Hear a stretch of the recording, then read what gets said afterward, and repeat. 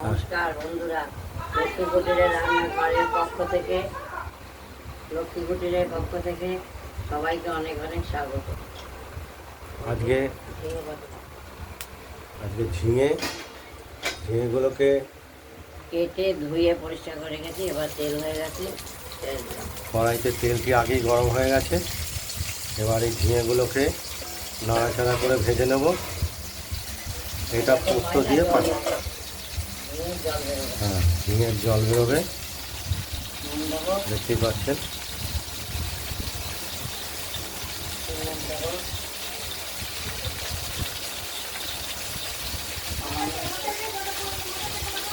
আর এতে দেবো 1 চিমটে হলুদ।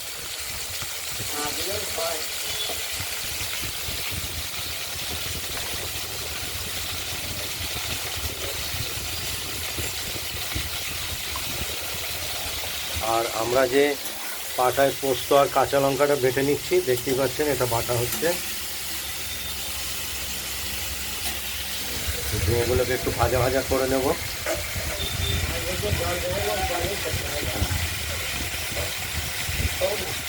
ভাজলে দিয়ে একটা জল বেরোবে, তাতে ঝিঙেটা সেদ্ধ হয়ে যাবে। তারপর আমরা দেবো এই পোস্ত কাঁচা লঙ্কা বাটার তা দিয়ে দেবো।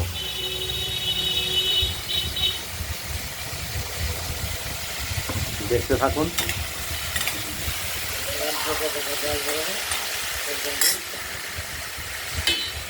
ঢাকা দিয়ে দিলাম।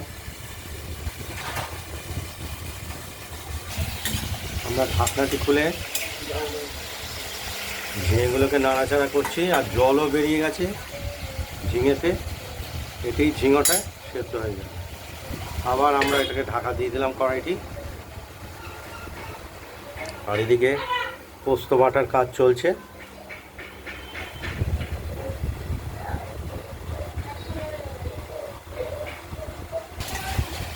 আবার ঢাকনাটা খুলে আমরা নাড়াচাড়া দিয়ে নিচ্ছি।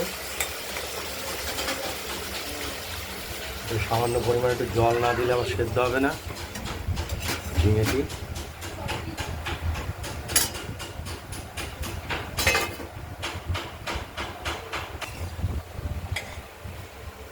আমরা আরেকবার ঢাকনাটি খুলে কড়াইয়ের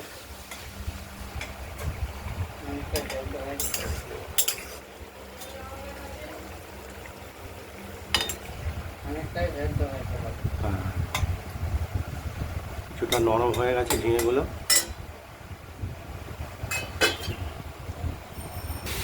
আমরা পোস্তটা বেটে নিয়েছি, এবার আমরা বাটিতে তুলে নেব। আর এদিকে কড়াইতে ঝিঙেগুলো সেদ্ধ হচ্ছে। এটা কিছুক্ষণ পর আবার ঢাকনাটি খুলব। ঢাকনাটি খুলে দিলাম, দেখে নিচ্ছি। এবার আমরা পোস্ত দিয়ে দেবো। ঝিঙেগুলো যেহেতু নরম হয়ে গেছে, পোস্তগুলো আমরা দিয়ে দেবো। আমরা পোস্তটি বেটে তুলে নিয়েছি। এবার বাটা পোস্তগুলো ঝিঙের মধ্যে দিয়ে দিলাম।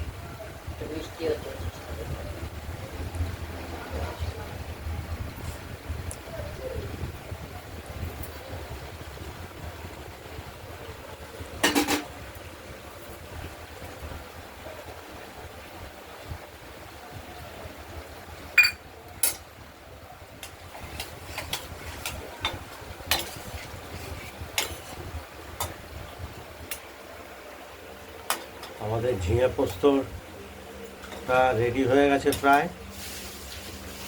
এবার একটু কাঁচা তেল ছড়িয়ে দিলাম ওপর থেকে, এটা স্বাদের জন্য।